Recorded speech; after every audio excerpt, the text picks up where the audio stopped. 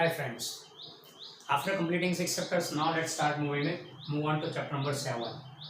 Chapter number 7 is something different from the first 6 chapters. In third chapter, we had introduced the concept of electric current. Electric current के बारे में introduction दिया. What we said is that electric current यानी क्या? So third chapter में we defined electric current as one which is formed due to motion of charged particles. Motion of electric charge gives electric current. And more exactly we defined it as current is amount of charge passing per unit time. ये define किया हमने electric current का chapter number 3 में. तो electric current क्या था? Motion of charges. Okay, electric charge move कर रहा है कंडक्टर में, तो that then it is said that electric current comes into existence. Now this electric current is classified into two different types. एक तो बोलते हैं डीसी एंड दूसरा बोलते हैं एसी. हमने काफ़ी बार इसके बारे में सुना हुआ है DC and AC. DC stand for direct current while AC stands for alternating current. तो full form is direct current and alternating current. Direct current यानी क्या, तो वो देखते हैं. तो डायरेक्ट करंट का सोर्स भी शो है this way. A battery, typical battery connect कर दिया एक सर्किट में. Let's say resistor is kept in the circuit. Simple circuit बना दिया. बैटरी का positive longer line, shorter line battery का negative. Current starts from positive, moves towards negative in the circuit. ये current हो गया. डायरेक्ट करंट के case में source यानी बैटरी में ये फिक्स पॉजिटिव फिक्स नेगेटिव, तो करंट का डायरेक्शन भी फिक्स. तो in case of direct current, direction of current does not change as well as the value also does not change. यानी इसको अगर ग्राफिकली बताएं, करंट को ग्राफिकली बताएं समय के साथ, तो it can be drawn like this, a straight line. Fix value, fix direction, that's called direct current. Battery का battery the source of electric current here in direct DC is a battery जिसके positive से negative की तरफ current जाता है. बराबर, ये DC हो गया. ऑल्टरनेटिंग करंट की बात करें तो उसमें कैसा होता है, we show the source by this way. ये डीसी बैटरी को यूं इंडिकेट करते हैं, सॉरी एसी बैटरी को यूं इंडिकेट करते हैं. कनेक्ट कर दिया रजिस्टर के साथ, सिंपल सर्किट बना दी. अब ये बैटरी की खासियत ऐसे कि किसी मोमेंट पे ये पॉजिटिव एंड है, ये नेगेटिव एंड है. The source in case of AC source is such that one of the terminal is positive, another is negative at some moment. तो करंट का डायरेक्शन पॉजिटिव नेगेटिव आएगा. Current का direction positive negative आएगा. थोड़ी देर बाद ये negative हो जाएगा, ये पॉजिटिव हो जाएगा. Right, after some time the polarities will reverse. ये नेगेटिव हो जाएगा, ये पॉजिटिव हो जाएगा. And so current direction also reverses. फिर थोड़ी देर बाद वापस से पॉजिटिव नेगेटिव, पोलैरिटी रिवर्स होगी. यानी at an every fix time interval, at a fix time interval the polarity reverses. ये बैटरी की खासियत होती है. It's a speciality of the battery, it's a characteristic of the battery that is polarity reverses at a fix time interval. Fix time interval पे polarity reverse होती है and hence the direction of current also reverses. तो current यूं flow होगा, फिर यूं flow होगा, फिर यूं फ्लो होगा, फिर यूं फ्लो होगा, यूं. So what we find is current is continuously altering its direction. Current is continuously altering direction and therefore it's called alternating current. It's altering direction, so it's called alternating current. इसको अगर graphically represent करना हो तो कैसे करेंगे? Time के साथ current को रिप्रेजेंट कर रहे हैं एसी के केस में, ये जीरो है. चलो किसी एक डायरेक्शन को पॉजिटिव लेते हैं, डायरेक्शन ऑफ करंट किसी एक को पॉजिटिव ले लेते हैं, ये पॉजिटिव डायरेक्शन, तो रिवर्स डायरेक्शन नेगेटिव हो जाएगा. तो अभी पहले पॉजिटिव डायरेक्शन का करंट चल रहा है, यानी बैटरी का ये positive negative current flows like this way. तो current rises from zero, take some value and उस मोमेंट पे यहाँ पे रिवर्स हो गया. उस मोमेंट पे यहाँ पे रिवर्स हो गया, तो रिवर्स हो गया तो क्या होगा, अब ये करंट रिड्यूस होने लगेगा एंड ये बढ़ने लगेगा. This will increase and this will decrease. तो रिजल्टेंट क्या होगा, there will be decrease in current, क्योंकि अपोजिट डायरेक्शन में करंट शुरू हुआ तो resultant current will decrease and become zero. कब, जब दोनों बैलेंस हो जाएंगे. फिर ये नहीं रहेगा, only negative will be there. Current का डायरेक्शन रिवर्स है, इसलिए नेगेटिव लिखेंगे उसको, तो करंट को नेगेटिव साइड पे बताएंगे. फिर एक मोमेंट आया, पोलैरिटी रिवर्स हो गई वापस से. फिर ये current positive current comes into existence, positive direction वाला current comes into existence. It cancels the negative direction वाला करंट एंड सो नेगेटिव वाले करंट का वैल्यू रिड्यूस होगा एंड देन बिकम जीरो. कब, जब दोनों बैलेंस हो जाए. ये प्रोसेस चलती रहेगी and you will get such graph. So this is the graph of an AC current. AC current का ये ग्राफ है, डीसी करंट का ऐसा ग्राफ है। दोनों में फर्क क्या है? डीसी में डायरेक्शन फिक्स्ड है, यहाँ डायरेक्शन वेरी होती रहती है, up down, clockwise anti-clockwise, clockwise anti-clockwise, the direction reverses. Either value remains constant, here value also changes. So value as well as direction both are changing continuously. Such a current is called alternating current. बराबर, and the source is called alternating AC source. Okay. ये one complete cycle हो गया जिसमें एक direction positive और दूसरा direction negative. एक positive part और नेगेटिव पार्ट दोनों को इकट्ठा करके एक कंप्लीट साइकिल हुई, यानी फिर से पॉजिटिव रिपीट हो गए तब तक एक cycle. And this one complete cycle of AC is divided into two parts. It's called half cycle, positive half cycle, and इसको बोलेंगे negative half cycle. Negative यानी क्या? करंट नेगेटिव मतलब करंट डिराइव नहीं कर रहा है, करंट नेगेटिव मतलब उल्टा कॉन्सेप्ट नहीं लेना है। Negative current means direction is reversed. हमने किसी डायरेक्शन पॉजिटिव है तो दूसरा डायरेक्शन नेगेटिव हुआ।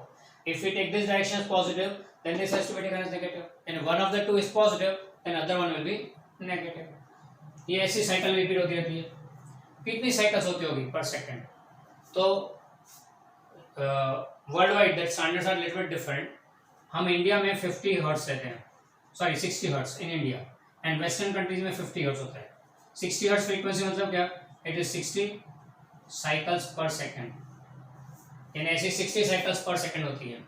एक सेकंड में 60 साइकिल्स बनती है, ऐसे सोर्स हम लोग यूज करते हैं।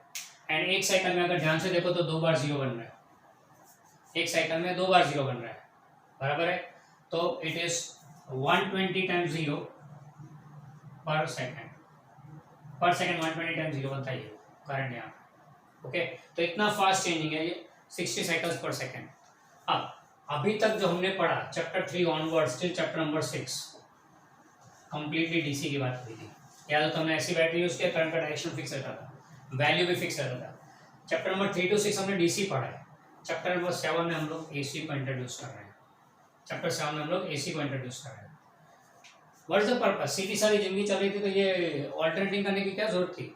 What is the purpose of studying alternating current? The reason is our devices normally use DC, our devices normally use DC, बराबर है, but the supply given to us is always AC.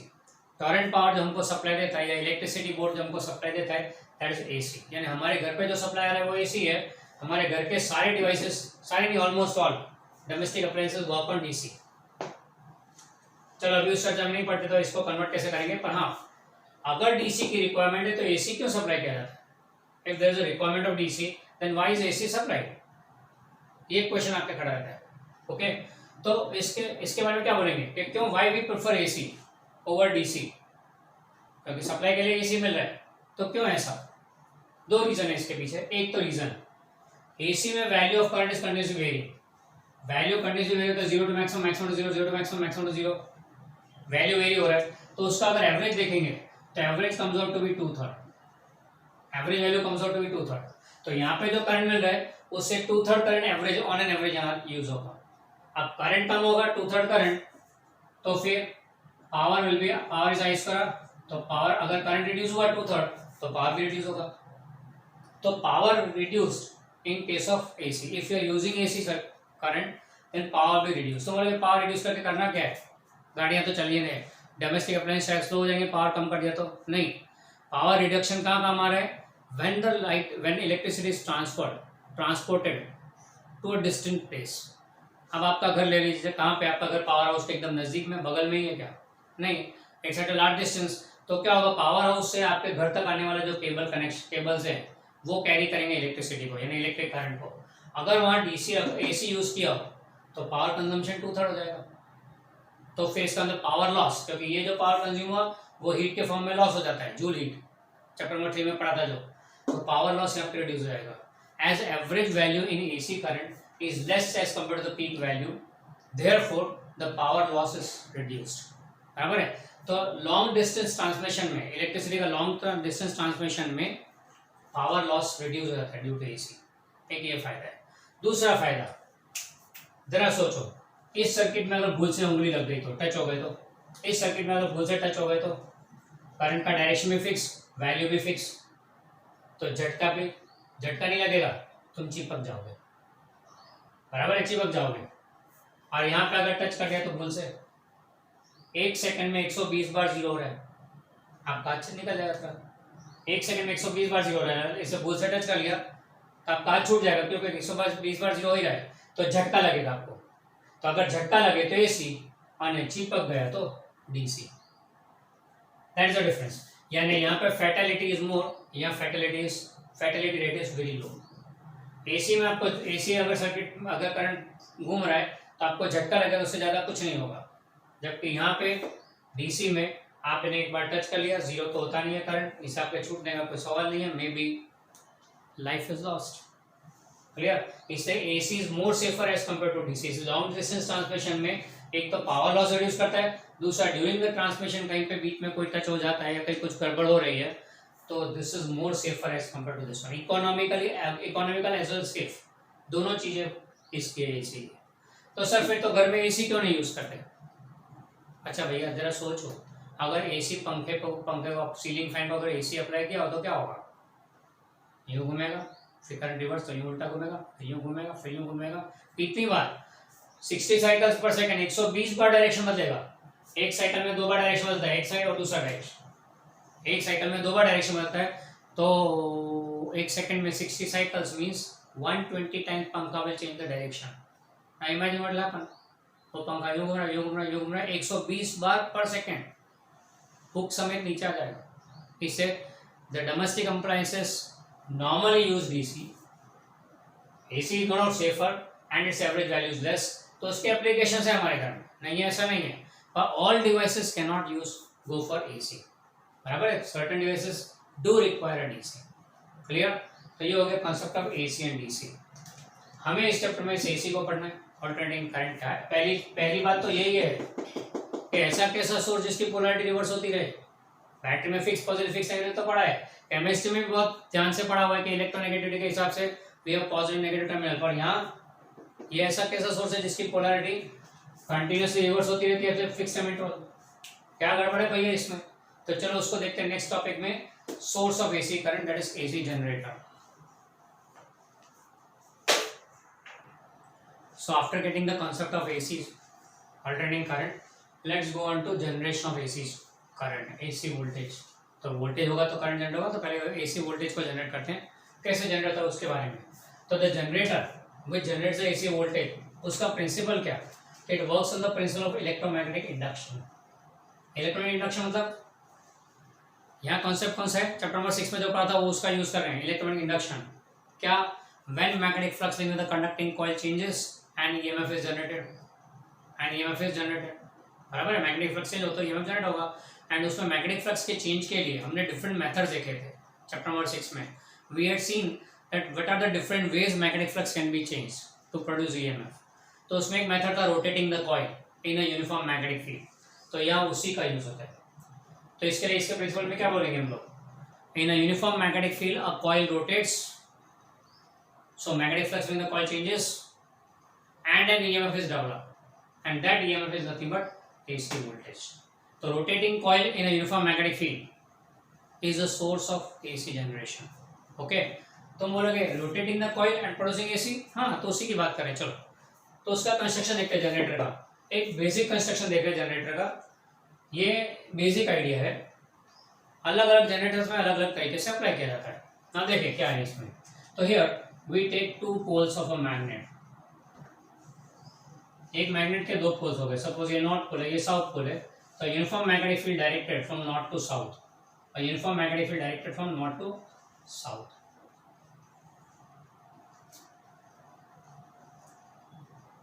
Okay. इस magnetic field का index suppose B bar बोल देते हैं, access हो गई।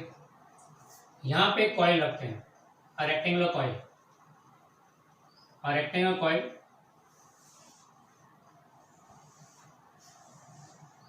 ये रख दिया रेक्टेंगुलर कॉइल,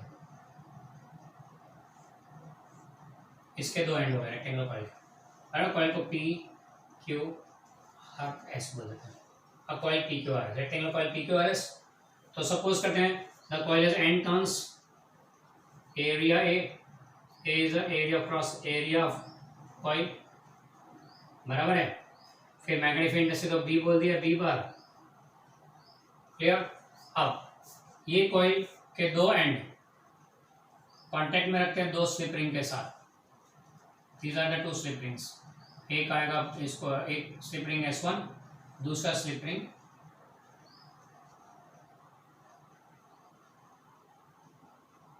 S2।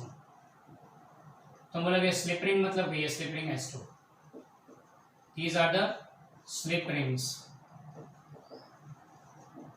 ये स्लिप रिंग्स यानी क्या, these are the nothing but metallic bangle, bangle जैसे ये फिक्स है, मेटलिक बैंगल है, कॉइल का एंड इसको टच करता है, the end of the coil maintains contact with one end with one ring and other end with another ring, बराबर। ये दोनों एंड स्लिप रिंग के दो एंड कॉइल के दो स्लिप रिंग के साथ कांटेक्ट में है, they maintain the contact, we are not connecting them there, यूं स्लिप रिंग है उसमें कांटेक्ट मेंटेन करता है, we are rotating this coil, ये कॉइल को हम लोग रोटेट करते हुए एंगुलर स्पीड ओमेगा, तो इसको जब रोटेट करेंगे तो कॉइल का एंड भी रोटेट होगा, तो कॉइल का एंड रोटेट होता है यूं स्लिप होता रहेगा, help maintain the contact with the slip ring, it slip on the ring, slip ring, but that is a ring, ये होगा।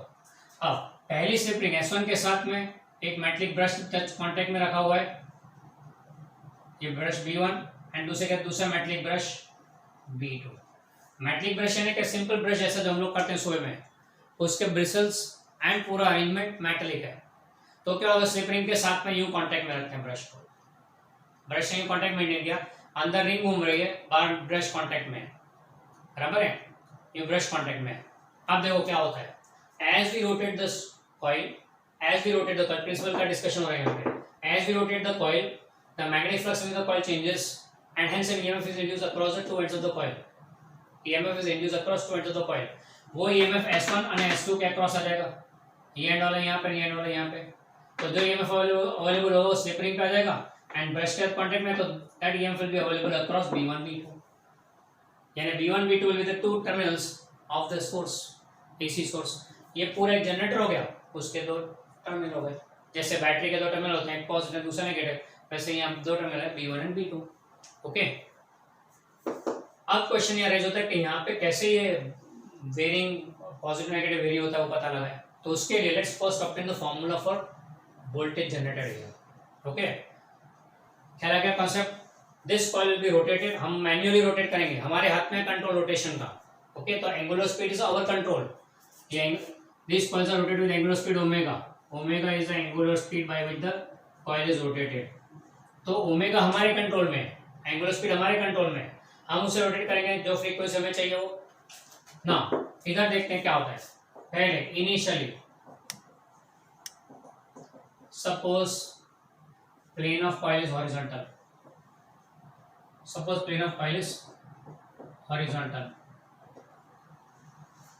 तो इस केस में यानी कैसे plane of coil suppose you है इनिशियली, यानी एरिया वेक्टर हो जाएगा अपवर्ड, मैग्नेटिक फील्ड भी अपवर्ड, एरिया वेक्टर भी upward, therefore we say that A bar and B bar in same direction,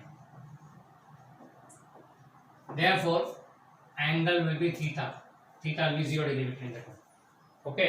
तो therefore flux link, magnetic flux link कितना होगा coil के साथ, magnetic flux link with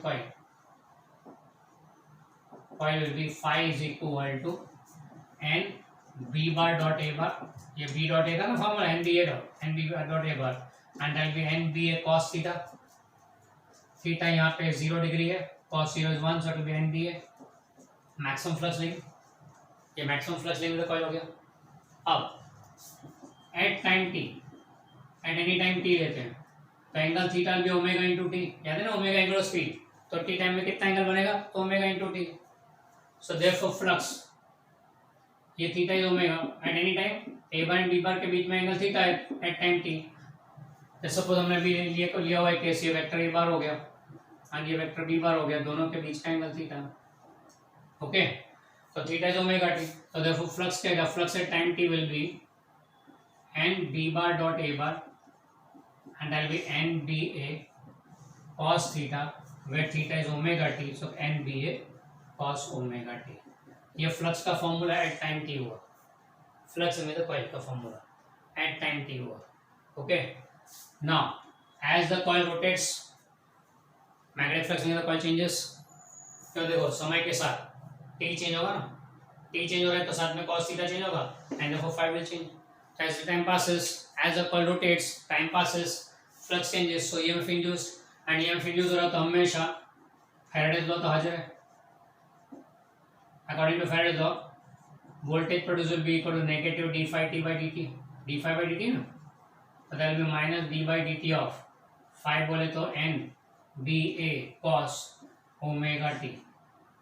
okay, and B A भी constant बाहर आ गए क्योंकि during the rotation number of turns change होने वाले नहीं है, मैग्नेटिक फील्ड यूनिफॉर्म है वो चेंज नहीं हो रही है, एरिया भी कांस्टेंट है तो बाहर रहेगा d by d t of cos omega t. अब कॉस थीटा का इंटीग्रेशन डिफरेंशियल क्या होगा माइनस साइन थीटा, तो this will be minus sine omega t and as per chain rule omega भी आएगा तो this will become positive N B A omega sine of omega t. ये formula हो गया voltage produce का. N B omega is a constant तो इसकी जगह हम लोग ऐसा लिख सकते हैं, इस कांस्टेंट को नाम देते हैं वी एम, तो this will be equal to V M sine omega t. ये V equal to V M sine omega t. Formula for potential difference produce across the two ends B1 and B2 बराबर है. तो generator में जो AC voltage generate है उसका formula है V equal to V M sine omega t. तो बोला कि फॉर्मूला बराबर है, फॉर्मूला क्या बोलता है V equal to V M sine omega t. Time के साथ वोल्टेज चेंज हो रहा है, कैसा साइन फंक्शन पीरियोडिक फंक्शन, तो पीरियोडिकली चेंजिंग विद टाइम हो गया, voltage changes periodically with time, वो यहाँ क्लियरली दिख रहा है बराबर है. अब क्वेश्चन ये रहता है कि वोल्टेज का वैल्यू तो चेंज हो रहा है with time, periodically changing with time, positive negative का क्या मान रहा है वो समझ में नहीं आ रहा है. ओके, तो उसके लिए देखते हैं हम लोग आगे इस फॉर्मूला पर से. Let's see what happens at different times. Okay, is this clear? Concept of principle, construction and deriving the formula.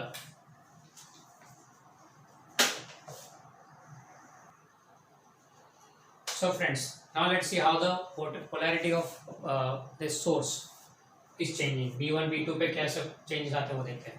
तो उसके लिए हमने वही फॉर्मूला पकड़ा है जो फॉर्मूला हमने ऑब्टेन किया V equal to Vm sin omega t, where omega is the angular frequency given as 2 pi by t, where t is the periodic time. तो पीरियडिक टाइम t को 2 पाई बाय ओमेगा बना लिया. Periodic time यानी क्या time taken to complete one rotation, तो ये एक rotation को कंप्लीट टाइम कितना लगता है t which is given as 2 pi by omega बराबर है. अब यहाँ हम लेते हैं अलग अलग टाइम पे वोल्टेज का वैल्यू क्या आएगा, B1 B2 की पोलैरिटी क्या होगी वो यहाँ नोट करते हैं टेबल में, एंड साथ साथ में नीचे ग्राफ भी डेवलप करते हैं. ग्राफ कौन सा बना है वोल्टेज वर्सेस टाइम का है ना, वोल्टेज वर्सेस टाइम. यहाँ बीच में जीरो है, वोल्टेज की मैक्सिमम वैल्यू पॉजिटिव साइड पे प्लस Vm, नेगेटिव साइड पे minus Vm, two extreme values of voltage. And time के बारे में बात करें तो ये सपोज पीरियडिक टाइम t, ये सपोज पीरियडिक टाइम t, तो t को क्या लिखेंगे 2 पाई बाय ओमेगा. ओके, उसके दो इक्वल पार्ट्स यानी t/2 हो गया. t/2 को क्या लिखेंगे इसका आधा तो पाई बाय ओमेगा. ओके, t/2 को लिखेंगे पाई बाय ओमेगा. t/2 का भी आधा t/4 तो उसको लिखेंगे इसका भी आधा पाई बाय 2 ओमेगा बराबर है. पीरियड टाइम t है 2 पाई बाय ओमेगा, उसका आधा t/2 will be pi by omega and उसका भी आधा t/4 will be pi by 2 omega. Okay, so what we do is complete rotation को 4 पार्ट में डिवाइड करते हैं, 4 क्वार्टर्स. हर एक क्वार्टर का वैल्यू कितना आएगा time t/4, 1 complete round t, तो 1/4 round is pi by 2 omega. तो पाई बाय 2 ओमेगा के ऑर्डर में इंटरवल में देखेंगे 0 से पाई by 2 omega, pi by 2 omega से पाई बाय ओमेगा, फिर ये 3t/4 ले तो 3 टाइम्स पाई बाय 2 ओमेगा, तो हो गया 3 पाई बाय 2 ओमेगा. ओके, तो ये 4 टाइम पे क्या क्या होता है देखते हैं. चलो पहले इनिशियली टाइम t को 0, यहाँ पर टाइम को 0 रखो, फॉर्मूला में टाइम को यहाँ 0 रखे तो क्या आएगा साइन 0, तो 0 ही होता है, तो नो वोल्टेज. अब वोल्टेज प्रोड्यूस ही नहीं हो तो B1 B2 का पॉजिटिव नेगेटिव होने का सवाल ही नहीं उठता है. तो टाइम t को 0 पे V0 ये आ गया ग्राफ में पॉइंट, t को 0 पे V0. फिर लेते हैं टाइम t को t/4, that is t/4 is character by pi by 2 omega. तो यहाँ पे t की जगह पाई बाय 2 ओमेगा रखो, t की जगह पाई बाय 2 ओमेगा रखते हैं तो omega omega cancel, pi by 2 sine pi by 2 is 1, तो ये Vm आ जाएगा पॉजिटिव बराबर ना. तो ग्राफ में पाई बाई 2 ओमेगा पे पॉजिटिव वीएम, ये पॉइंट आ गया। अब वोल्टेज जनरेट हुआ है तो B1 एंड B2 के पोलरिटी आएगी। Let us suppose B1 is positive and B2 is negative. ये B1 को पॉजिटिव लेते हैं, B2 इज नेगेटिव, सपोज किया हुआ है। Okay, suppose B1 is positive, B2 is negative. अच्छा, फिर T/2 सेकेंड क्वार्टर, T/2 यानी पाई बाई ओमेगा, रखो यहाँ पे पाई बाई ओमेगा, तो साइन पाई आएगा, sine pi is always zero, तो जीरो हो गया, नो वोल्टेज प्रोड्यूस, बराबर। तो पाई बाई ओमेगा पे जीरो, यानी हुआ क्या, जीरो से pi by omega, pi by 2 omega, zero से pi by 2 omega voltage increase from zero to Vm such that B1 is positive, B2 is negative. Zero से pi by 2 omega voltage increase from zero to Vm such that B1 is positive, B2 is negative, ये situation. फिर pi by 2 omega से pi by omega voltage decrease from Vm to zero, voltage decrease from Vm to zero such that B1 is positive, B2 is negative, बराबर।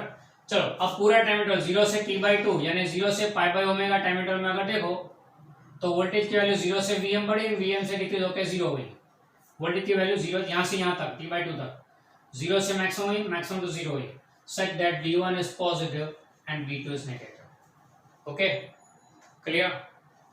चलो कहानी को आगे ले जाए, जीरो लिया, T/4 लिया, 2T/4 लिया, 3T/4, थर्ड क्वार्टर, तो ये हो जाएगा 3 पाई बाई 2 ओमेगा, यहाँ रखते हैं 3 पाई बाई 2 ओमेगा, तो omega omega cancel, 3 pi by 2, sine 3 pi by 2 is -1, तो माइनस Pm हो जाएगा, V का वैल्यू, यानी कि from in time interval T/2 to T3T/4, ये थर्ड क्वार्टर में पाई बाई ओमेगा से 3 पाई बाई 2 ओमेगा के टाइम में we find that voltage increase from zero to Vm, we find that voltage increase from zero to Vm, negative voltage आया minus V में 3 pi by 2 omega पे, negative आया, negative आया मतलब क्या हुआ, वोल्टेज नेगेटिव मतलब पोलैरिटी रिवर्स, यानी ये नेगेटिव हो गया, ये पॉजिटिव हो गया, तो ये पॉजिटिव है तो ये नेगेटिव हो जाएगा, पोलैरिटी रिवर्स हो जाएगी। Okay, and completing 1 complete round 2 pi by omega and ये हो जाएगा 0। So within time interval pi by omega to 2 pi by omega, within time interval pi by omega to 2 pi by omega voltage increase from zero to Vm, decrease back to zero, but reverse direction, voltage increase from zero to maximum and decrease back to zero, reverse direction, बराबर। Reverse direction क्यों, polarity reverse हो गया। ये हमने किया कि इसमें कुछ मैन्युअली किया गया नहीं, हम तो कॉइल को रोटेट करें सिर्फ, वी आर कंटिन्यूइंग रोटेशन, तो during one rotation positive negative negative positive and so on, you repeat the rotation, the thing will repeat, the cycle will go on repeating. यानी here we do not manually change the polarity, polarity reverses by itself on rotating the coil, तो we just continue rotating the coil, coil को rotate करते रहे, voltage generate होगा जिसकी polarity very होती रहेगी, end voltage का वैल्यू भी वेरी हो रहा है विद साइन फंक्शन, यानी कि periodically changing value of voltage की as well as reversing of polarity, दोनों एक साथ देखने को मिलता है। यानी यहाँ पे जो वोल्टेज जनरेट हुआ कैसा जनरेट हुआ, ये वोल्टेज कैसा है जिसका वैल्यू भी वेरी हो रहा है, it is that's value is varying as well as direction is varying, value and direction continuously changing, such voltage is called alternating voltage, इसको बोलते हैं alternating voltage, or also called as AC voltage, alternating voltage और AC voltage। अब तुम बोलेगा AC यानी alternating current voltage, ये क्या करंट वोल्टेज एक साथ क्यों बोल रहे हैं, अरे ये जो है वो alternating voltage इसका नाम है, इसको यूं भी बोल सकते हैं voltage of AC type, AC आगे देखो टाइप बताता है, क्यों, क्योंकि आगे ऑलरेडी वोल्टेज आगे वो DC था, आगे के चैप्टर्स में जो किया था वहां पे वोल्टेज था वो DC था, क्योंकि डायरेक्शन फिक्स था उसका, तो DC वोल्टेज AC वोल्टेज, तो just to differentiate between the two voltage, two potential difference, we put AC in front, AC लिखते हैं आगे ताकि पता लगे ये वोल्टेज AC टाइप है जिसका पोलैरिटी रिवर्स होगा, वैल्यू भी वेरी होगा। एंड अगर सर मान लो खाली वोल्टेज लिखा तो AC लेने का कि DC लेने का, तो बाय डिफॉल्ट अगर खाली वोल्टेज लिखा है तो DC लेना है, AC वोल्टेज के लिए तो आगे स्पेसिफिकली लिखा होगा AC, अगर AC नहीं लिखा है तो by default it is DC voltage, आगे हमने पढ़ा, हमने कहीं पे भी यूज नहीं किया था DC वोल्टेज का, पर अब बोलेंगे क्यों, क्योंकि अब तो दोनों साथ में आएंगे इसके लिए। Okay, so this is AC voltage, क्यों, क्योंकि इसका value and direction both are continuously changing. एक बात, ये जो बनाया था पूरा अरेंजमेंट इसने इसे जनरेट किया, तो this is called AC generator. The device is called AC generator. Okay. And इसका सर्किट सिंबल क्या है जनरेटर का? Circuit symbol is this way. अब पता लगा ये अंदर क्या सब ये बता देते. That's the reason. And यहाँ पे जैसे बैटरी पे लिखते हैं ना बैटरी ऑफ EMF E, तो यहाँ लिखेगा voltage of VM sin omega t या cos omega t. cos omega t will also same behavior. अगर साइन के बदले cos लिया होता तो हो सकता है cos. हाँ डेफिनेटली. हमने इनिशियली कॉइल को और प्लेन हॉरिजॉन्टल लिया था तो इनिशियल एंगल 0 था. उस वक्त इनिशियली अगर वर्टिकल लिया होता तो और 90 से शुरू होता. 90 से होता मतलब cos आता साइन के बदले. तो you can have sin omega t also VM cos omega t also. Both are depicting AC voltage. फर्क खाली दोनों में इनिशियल फेज का है. इसमें इनिशियल फेज इज 0, इसमें initial phase is π/2 radian. Okay, दोनों में फर्क इतना ही है. क्लियर? तो AC voltage can be given as sin omega t also and cos omega t also based on the initial phase. बराबर है. तो यहाँ पे जो भी बैटरी जो भी तुमने ये वोल्टेज का फॉर्मूला लिख देने का यहाँ पे, इससे ये सिंबल हो जाएगा सर्किट सिंबल AC जनरेटर का. तो AC जनरेटर हो गया. अब AC जनरेटर में क्या चाहिए? Coil has to be rotated. तो तुम लेके बैठो कॉइल को रोटेट करो. आप कैसे इस कॉइल को रोटेट कराते हैं उसके ऊपर से बोलेंगे ये कौन सा टाइप का जनरेटर है. देखो ये जनरेटर हर जगह लगा होगा. जहां जहां आपने वो करंट इलेक्ट्रिसिटी जनरेट करनी है वी यूज दिस जनरेटर. अगर आप इसे किसी डैम में नीचे की साइड पर रख दो, डैम का दरवाजा बंद है, थोड़ा खोल दो तो ऊपर से पानी नीचे आएगा, water will falling down in lose potential energy and वो आपके स्ट्राइक होगा कॉइल के ऊपर. कॉइल के से ब्लेड्स है फैन के, उसके ऊपर स्ट्राइक होगा, फैन रोटेट होगा एंड वो फैन कनेक्टेड है यहाँ पे. Rotation of that fan will rotate this coil in the magnetic field and so voltage will generate. ये जनरेशन हो गया AC जनरेशन हो गया इलेक्ट्रिसिटी का. कैसे? Using water falling in a dam. उसको बोलेंगे हाइड्रो जनरेटर्स. हाइड्रो पावर जो बोलते हैं वही है. डैम में हर जगह पे हर डैम में नीचे टर्बाइंस लगे होते हैं. टर्बाइन के फैन पे वाटर पानी गिरेगा, फैन को रोटेट करेगा, फैन रोटेट होगा तो साथ में इसको रोटेट करेगा. ये उसका कनेक्टेड है. क्लियर? विंड मिल में हवा आई तो ऊपर पंखा घूमने लगा, पंखा घुमा तो उसको कनेक्ट कैसे कॉइल के साथ में, पंखा घूमेगा, कॉइल रोटेट होगी, वो पावर जनरेट होगा, उसको लेंगे विंड पावर. बराबर है. फिर कोयले जलाए, पानी रखा उसके ऊपर, पानी गर्म होने लगा, steam is produced. Steam strikes with the turbine blades, makes the turbine to rotate. In turn turbine rotates the coil. What is thermal power plant. तो ये सारे जनरेटर्स अलग अलग टाइप के. Thermal power generator, hydro power, wind power, tidal power. Tide आई घुमाया, गई घुमाया, दोनों टाइम घुमा घुमा करेगा, कॉइल घूमेगा टर्बाइन के साथ साथ में, तो जनरेट होगा.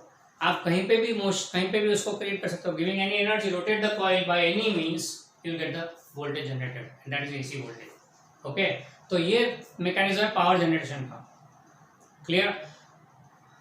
केमिकल से यूज करके पावर जनरेट करना it's a very tough thing and not so much. Large scale पे नहीं जनरेट कर सकते. तो चैप्टर नंबर 6 पे देखा था हमने, we use the concept of electronic induction in order to generate the power and on a large scale.